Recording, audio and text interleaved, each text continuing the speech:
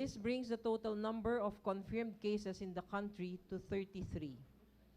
DOH also clarified that the 11 new cases announced earlier today are in fact new positive samples and not cases.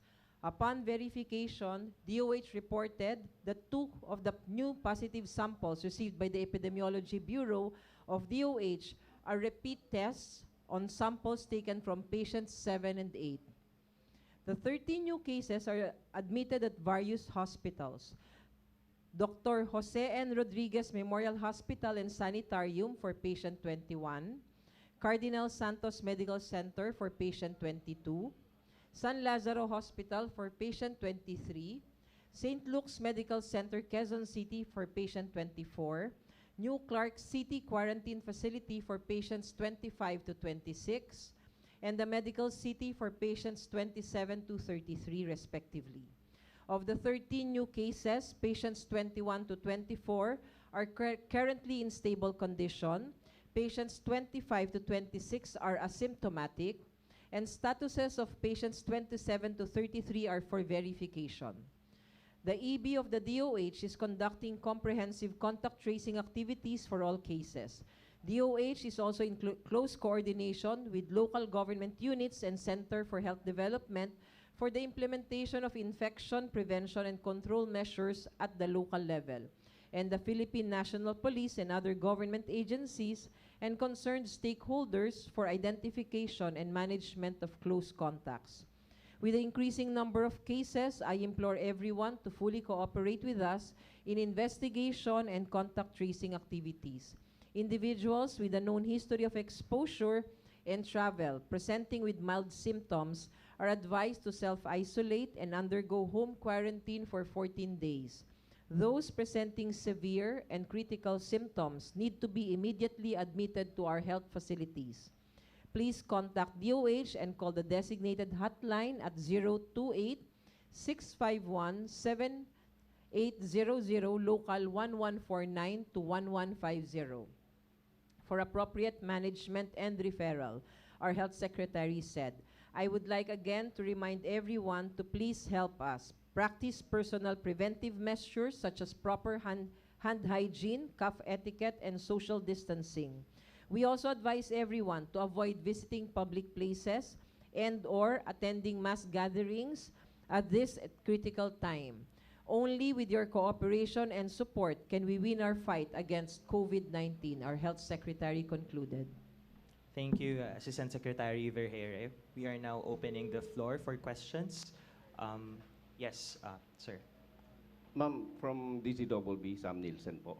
Ma'am, a while ago, naglabas po kayo ng breaking news sa inyong official Facebook page. 35 po yung bilang natin sa positive sa coronavirus. Pakiklaro lang, ma'am.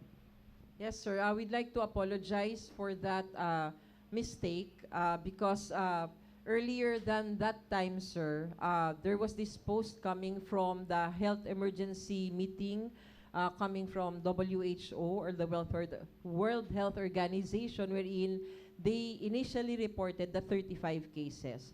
For us to be able to inform the public and the media that we have that information, and it was supposed to be DOH initially issuing out this kind of numbers, we have to issue out this statement to inform everybody that there is this number, and whatever the WHO has mentioned, that number is what we have also. But upon verification now that we were trying to analyze the numbers and correlating it with the list of patients that we have, we found that the number that initially was reported to us were number of samples, this 11.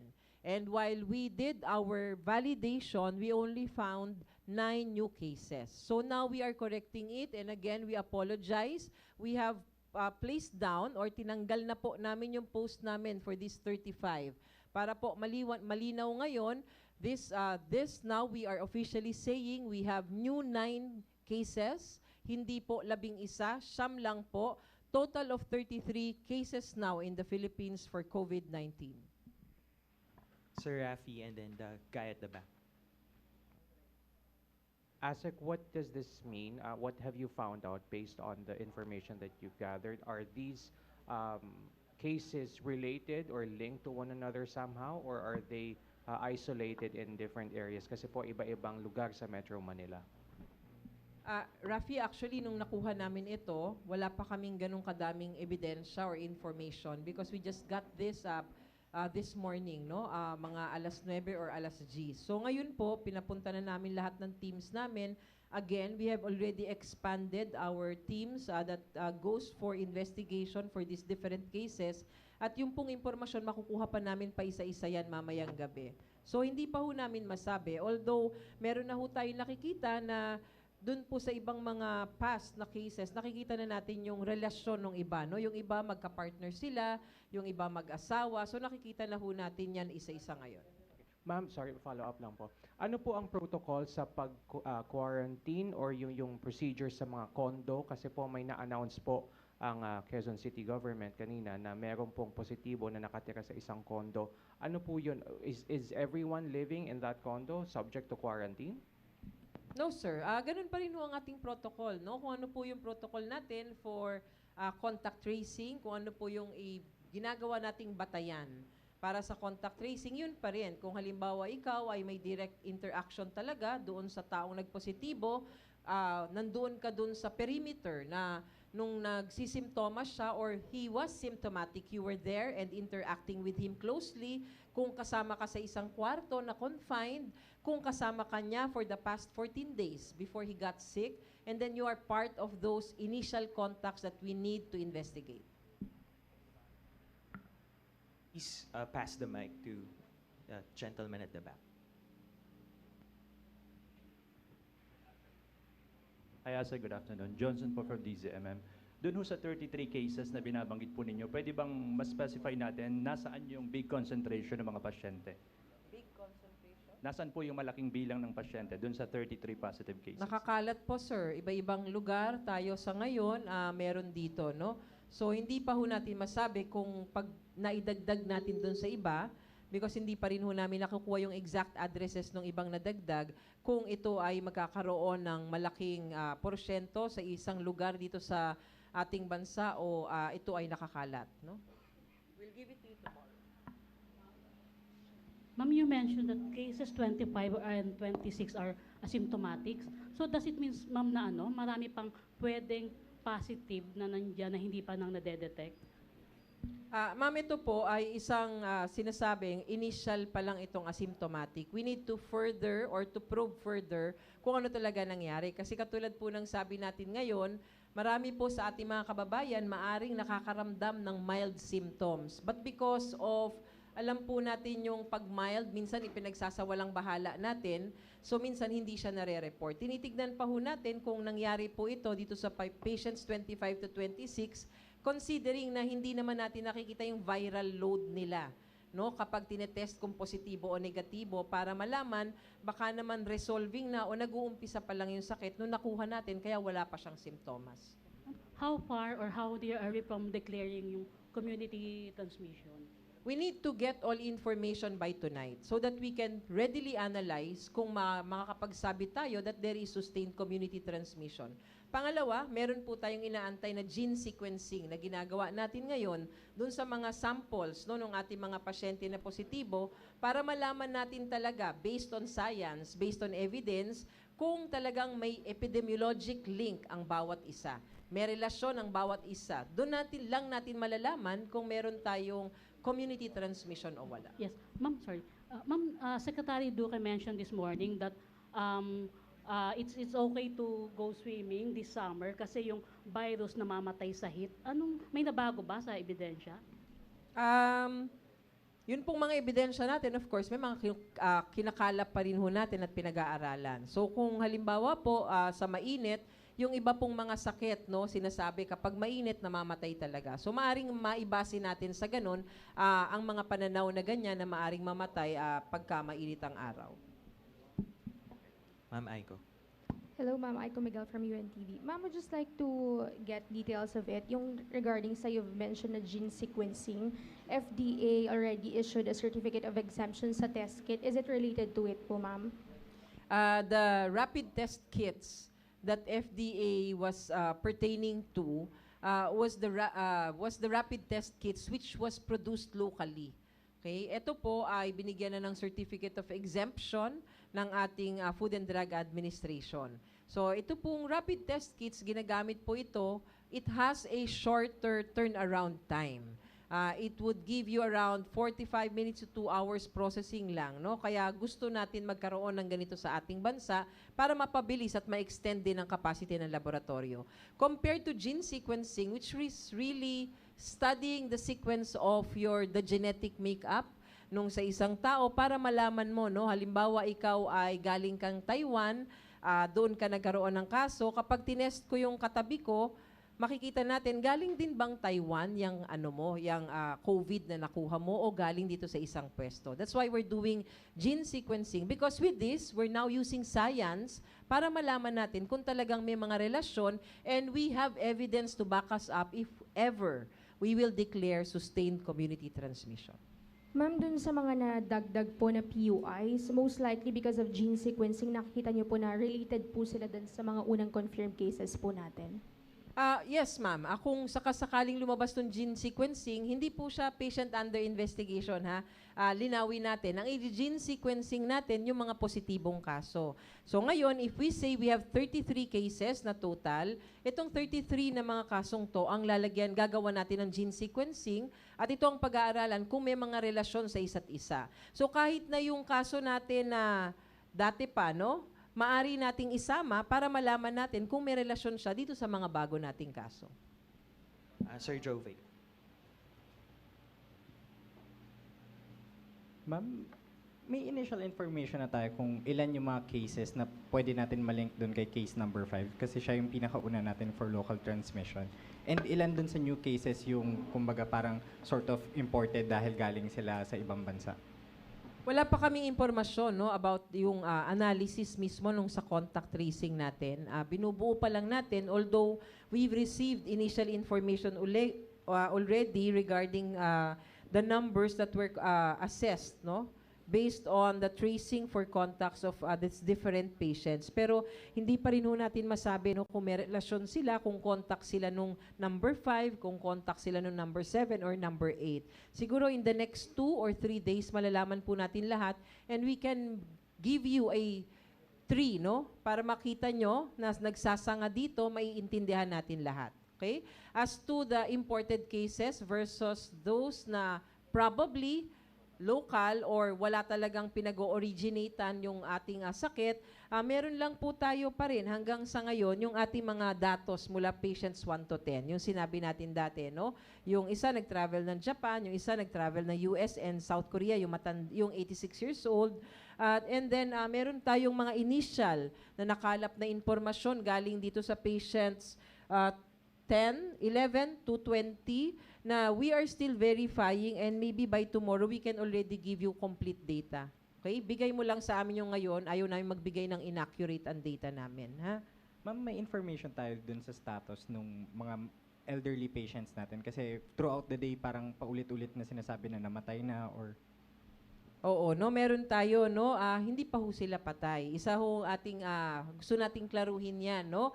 So, yun pong ating mga pasyente, yung ating 62-year-old male na patient number 6 at saka yung ating patient number 9. 86 years old male, pareho silang buhay pa ho sila, yung 62-year-old male at saka yung 86-year-old male, sila po pareho ay guarded ang condition. Ibig sabihin, because of comorbidities o ibang karamdaman, no, na nakasama dun sa kanyang pagkakaroon ng COVID-19, ay mas medyo critical ang kanyang lagay nila sa ngayon at binabantayang maigi sa ating referral hospitals. Ma'am, last na lang on my end. Ano yung initial explanation natin ngayon kung bakit karamihan ng cases nasa NCR? Anong nangyayari din sa mga other major urban areas natin? Namomonitor ba sila ng maayos? Yes, sir. Meron namang monitoring, no? Sa araw-araw na pinapakita natin, sa nCoV tracker natin, nakikita po natin ang disaggregation of these patients under investigation being monitored every day and patients under monitoring across the different regional areas. Ang sa tingin ho namin, because dito tayo nagkakakita ng mga kaso sa ngayon, because of our main ports that are here, because of people flocking here, this urbanized cities of Metro Manila, business, trade, and all. So baka ho, nandito ho tayo because of those reasons, but there can be other reasons as well. But as we see right now, no, yung sinasabi nga po natin, dun po sa nCoV tracker, makikita po natin that we are not missing out on the other regions. Meron pa rin naman tayo nakukuha na numero galing sa ibang rehiyon. Ang siguro magtataka tayo kapag zero lahat ng ibang region at nandito lahat ng minomonitor na person under monitoring and patient under investigation. Hi ma'am, good afternoon. Caroline Bongkin from CNN Philippines. Ma'am, baka what can you tell us about patients number 21 to 33 po? Age, gender, taga saan po sila if possible po? We will be releasing, just like yesterday, a table where you will get our initial information for these different patients. But let me just give you this, ano bang tawag doon, clarification. Pag nagbibigay ho kami sa inyo ng mga table na ganito, minsan kapag nag-verify kami ng further sa mga aming mga impormasyon with these patients or the contacts of these patients, may mga nababago. Okay? So, ibibigay pa rin ho namin sa inyo yun. Pero sana, klaro po yun sa ating lahat. Gusto lang namin makapagbigay kami sa inyo ng initial information. So, we have it here and it's going to be posted as well. Ma'am, ano po yung common symptoms among the positive cases? Still like that, no? Yung ubo, sipon, lagnat, no? Ma'am Christine, then Sir Gerard, then you. Ma'am, can we get information on the earlier, yung mga 4 onwards? May mga nag-recover na po ba? And are we seeing parang signs na karamihan naman sa kanila is mild and mukhang marirelease din kagad? Meron na, tayo po ay may mga data from patients 4 to 10. Sila po ngayon, lahat po yan stable. No? Pag sinabi naman nating stable, ibig sabihin kung ano yung pinagmulan natin na simptomas so nag-umpisa tayo, ganun pa rin hanggang sa ngayon. O kaya recovering, kaya stable po tayo. So all I can say right now, these patients from patients 4 to 10, most of them, except for our patients 5 and 9 are all in stable condition. And patient 62 years old male, patient 5 and patient 9 are both in guarded condition. Yung 6 po yung wife nung 5, okay din po? Yes, patient 6, 59-year-old Filipina na wife ni patient number 5 is in stable condition. Ma'am, last na po, up to 20, karamihan mga lalaki, parang 75%. Yung sumunod pa yung 21 to 33, karamihan din po ba lalaki? And bakit po kaya ganun yung karamihan ng cases natin? Dito naman sa patients 21 to 30, halo. 33, I'm sorry. Halo siya ng lalaki at babae. So minsan, pag tumitingin po tayo sa epidemiology ng sakit o yung pattern at distribution ng isang sakit, at gusto po nating pag-aralan kung ito ay mas madalas sa lalaki o sa babae, depende po sa sakit, no? Usually, sa isang bansa, ang lalaki ang mas nagtatrabaho, mas lumalabas, mas exposed. Minsan naman, sa ibang bansa, ang babae may mga ginagawang ganito, kaya mas exposed sila. So, maaari po natin pag-aralan ng ganon, pero sa ngayon, hindi pa naman ho kumpleto datos natin, so wala pa ho tayong ganong pag-aaral. Hi ma'am, good afternoon. Gerard po from Malaya. Ma'am, can you just enlighten us dun sa sinabi po ni Secretary kanina regarding localized lockdown? And how far off are we from being put into that situation? Yes, localized lockdown, sir, means that you are going to lock down an area which is localized. Like, it's one part of a big area. Okay, so pag halimbawa, pwede mong sabihin, this is city A, this is city B, this is city C. And the whole area is one whole, maybe region, Roman numeral number 1. If I say localized lockdown, I localize and I shut down only or lock down only city A. but not B and C. So that's what you mean by localized lockdown. Ngayon, dumadating po tayo sa punto ng lockdown when you are already in Code Red Alert Sub-Level 2. Kapag meron na ho tayong sustained community transmission, dyan na po papasok itong strategiya na ito na pwede nating i-employ. Paano po yung operation po nun? So people won't be allowed to go in and out Yes, of sir. those That's areas? what happens when you lock down an area. Bawal pumasok at bawal lumabas ang mga tao. Thank you. Ma'am, good afternoon. MJ po from GMA. Ma'am, tatanong ko lang po, ano yung protocol natin ngayon sa pag-test considering that we have limited number of test kits as of now po?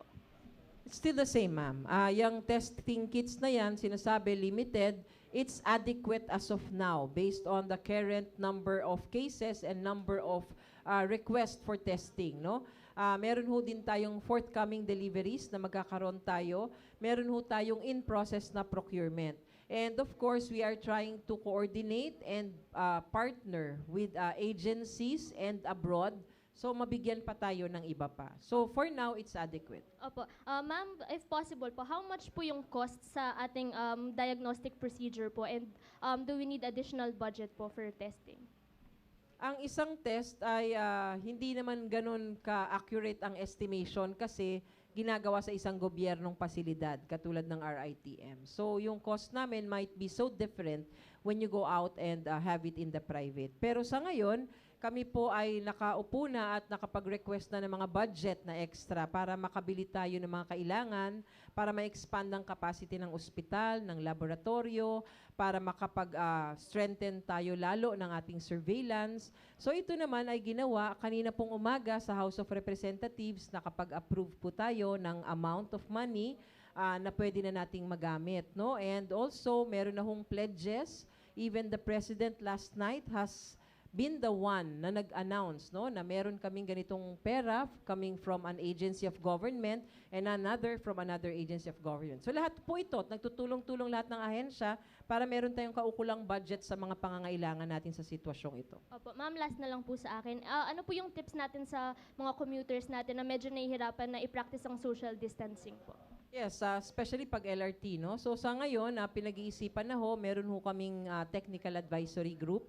Ang tawag, mga eksperto, tinitignan ho natin yung mga experiences from other countries, kung ano ang pwede nating gawin, no, para magkaroon po tayo ng infection control procedures in our different transport types, no, katulad LRT, jeepneys, tricycles, and all.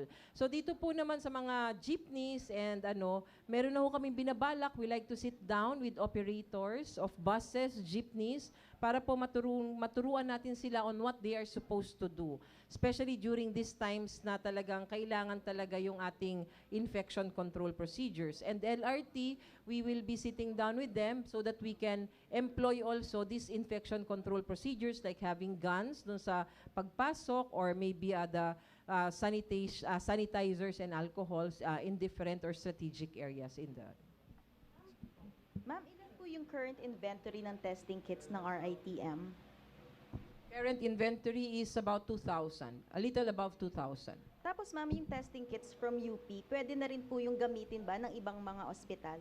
The rapid testing kits from UP is different from what we have with RITM.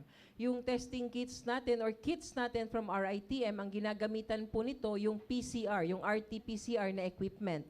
Itong rapid testing kit is just a kit na gagamitin at gustong ipatupad, no? Gusto nating ipatupad sana kung maaprubahan na galing po sa UP-NIH. So dito po sa atin sa UP, dito po sa rapid testing kits, hindi pa po natin pwede gamitin. Pinag-uusapan pa po natin yan kung ano po ang gagawin natin. Although FDA already gave their certificate of eligibility and exemption, may isang step na lang po tayong inaantay and magdidesisyon na po ang Secretary of Health natin. Ma'am, kailangan i-approve ng WHO yung rapid testing kit? Hindi naman sa hindi ina-approve, pero kailangan kasi mailista siya doon sa emergency use listing ng WHO.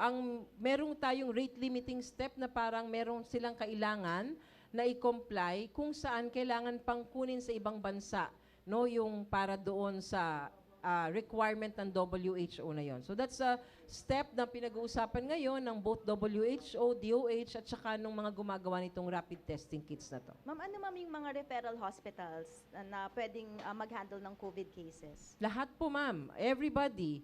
Lahat po ng levels 2 and 3 na mga ospital, both public and private, dito sa Pilipinas, based on standards for licensing, should be capable of managing COVID-19 cases. Ngayon po, meron lang tayong mga itinalaga na mga referral hospitals for severe cases of COVID-19.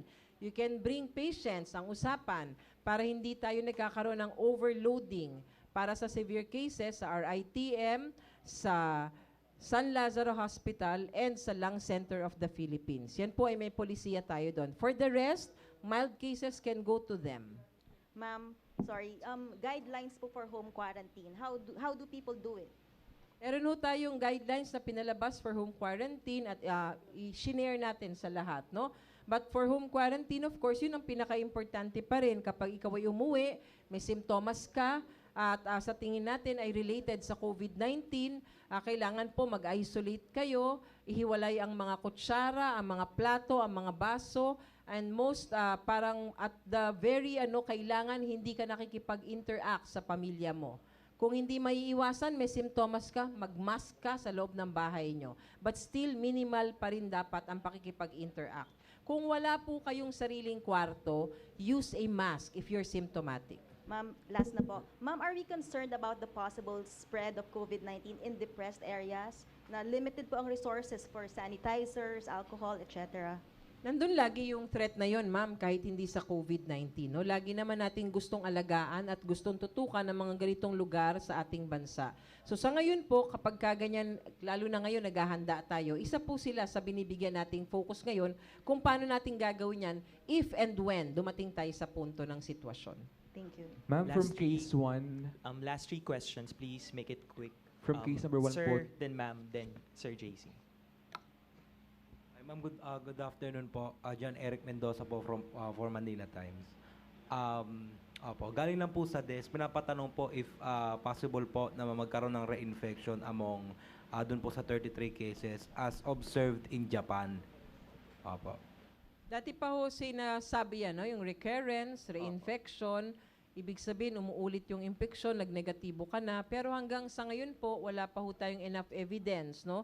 To say na meron talagang ganitong sitwasyon or ganitong nangyayari talaga na nagre-reinfect tayo, no? So hindi pa ho natin mabigyan ng kasagutan yan sa ngayon. Opo, so ma'am, nabanggit niyo po kanina na pinag-aaralan niyo po yung mga data na pumapasok as of the moment. In following days po ba, madedetermine na po natin kung makakapag-declare na po yung ahensya ng community transmission? Definitely, sir. Isa ho yan sa objective namin, no? Na kaya namin gustong mapag-aralan agad-agad lahat ng datos. Gusto natin hindi tayo mahuli na makapag-deklara ng ganito para yung response natin mas maitataas pa natin. Opo, last question na po, sorry. Meron po kasing mga napapabalita. Gusto lang po sana namin i-clarify kung yung sa Manila, sa condo, sa Pandakan po ba yun? Kasi kagabi po may nabalita po kami na parang nagpapanik po yung mga tao doon na parang nag-aal sa balutan na po yung iba. Tulad po ng sabi natin kahapon, no, kapag pwesto po ng mga ospital, ibibigay namin sa inyo. And then after we declare, we give the authority to our local government units for them to verify and give information for these specific addresses of their constituents who are COVID-19 positive. Good afternoon, ma'am. Gina Mapi po ng DWWW. Doon po ba sa tatlong bilang na yon ng bagong kaso, kasama na po ba yon doon yung isang pulis ng San Juan at saka dalawang na uniform personnel ng APD? Wala pa ho kami nakukuhang balita as to their occupation. No? Yun pong ating mga datos, katulad ng sinasabi natin, kinakalap pa lang namin sa ngayon. Maaring bukas po, meron na po tayong impormasyon na katulad niyang sinasabi niyo. Okay, thank you po. Ma'am, from case number 1 to 20, ang pinakabata po is 24 years old. Bakit po mga adults at hindi mga bata ang madalas na tinatamaan po ng COVID-19? And what time po yung possible na send-off ceremony po tomorrow noong NCC repatriates po natin? And open po ba siya for coverage? Meron pa? Yun na yun, ma'am. Okay. Bakit matanda? Alam naman po natin kahit anong sakit, ang matatanda are the most vulnerable. Kasi po usually, most often than not, ang matatanda may kaakibat na ibang sakit. So mas vulnerable po sila sa sakit at pag tinignan po natin ngayon ang datos ng ating COVID-19, makikita natin na malaking porsyento po nung nagkakaroon ng COVID-19 or naapektuhan ay ang ating matatanda. What time po ang send-off natin bukas sa New Clark City? Hindi po namin pwedeng sabihin sa inyo. This is quite confidential. Meron lang tayong magaganap na maikling seremonyas. Pagkatapos po, they would be sent off already para makauwi sa kanilang bahay. Not for coverage, ma'am. Not for coverage. Ha? Walang nag-positive? Tatlo? Meron, di ba? Patients 25 and 26. They are asymptomatic. Apparently, but we still need, as I've said, we are now validating the information, getting the complete history. Sorry, that's all the time we have for now. Last question lang po. So, ASEC for clarification, paano po yung scenario na pag iaakyat yung sub-level 2? We expand, no? Ano daw mangyayari dun sa ating mga ospital? We expand, no? And pag-uusapan na natin ngayon na yung paghahanda na mag-exceed ng ating mga ospital sa kanilang usual or regular na capacity. And we call it surge capacity. So itong mga ospital natin na ito, magtatalaga na tayo kung ano dapat ang magtatanggap ng ganitong klaseng pasyente, ano dapat ang ganitong pasyente.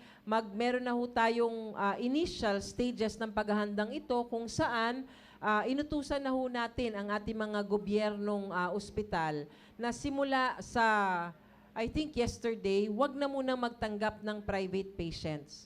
Itira muna yung mga private rooms natin sa bawat ospital natin na gobyerno to serve as isolation rooms. So isa na ho yan sa paghahanda natin in preparation if we will be exceeding our original capacity and we will go into surge capacity. Thank you so much, everyone, for coming. That's all the time we have for now. We'll let you know again when our ASEC, next may press briefing mga will ano be. daw po. Thank you. May ano po yung opinion ng DOH kasi meron pong reports na may mga companies daw po na nagla-lockdown na. Di naman lockdown Ano ang bang- kumpanya. ano, Parang yung iba nagsara, yung iba nagkaroon ng kaso. And I think this is just a miscommunication o hindi pagkakaintindihan.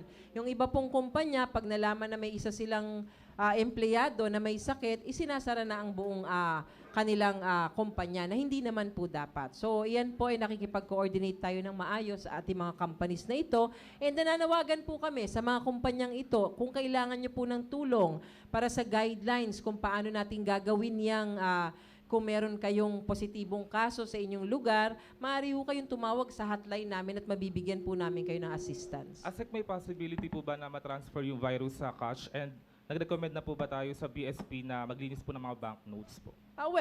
Wala namang hindi posible sa ngayon, hindi ba? At katulad nga ng sabi natin, natatransmit siya sa fomite, so sa surfaces, merong posibilidad, pero wala pa tayong sinasabing sciential ukol dyan. No basis, no evidence to say that. Pero para sigurado, kaya nga lagi natin sinasabi, let's practice the universal precautionary measures. When you do that, and then your risk could be lower. Okay?